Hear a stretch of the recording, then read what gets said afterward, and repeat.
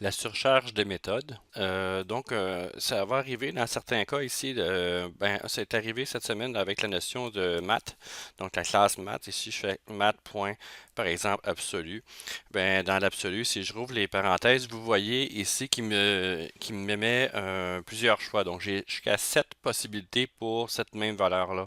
Et dans les possibilités que j'ai ici, ben, il y en a un, c'est pour le decimal value. L'autre, c'est pour des doubles. Tout dépendant de ce que je veux utiliser, il va me mettre l'absolu pour différents types d'informations qui sont là.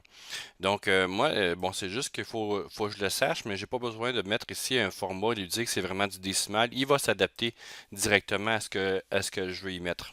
Donc, dans ce cas-ci, si je veux faire un absolu, par exemple, de moins 5, bien, je peux lui dire ici int, par exemple, integer, et mettons I est égal à math absolu de moins 5 qui est là.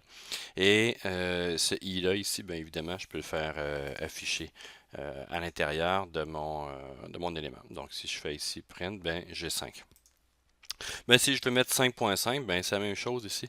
Donc il faut juste que je le récupère dans le bon format. Soit je mets double, donc c'est une manière de faire. Ou sinon, si je veux mettre vraiment float ici, bien, je peux lui dire ici que cet élément-là, si je me trompe pas, il devrait en principe le faire. Voilà. Donc float qui est ici et j'ai 5.5 de cette manière-là.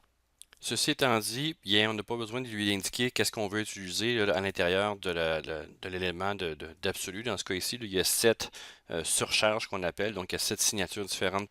Donc, c'est la possibilité de valeur que je vais mettre à l'intérieur. Donc, je n'ai pas besoin de lui dire que c'est un décimal, et ainsi de suite, à moins que je veuille le convertir avec la notion du float, comme j'ai fait auparavant. Donc, 5.5 ici, ben, je ne vais pas l'avoir en double, je vais vraiment l'avoir en float.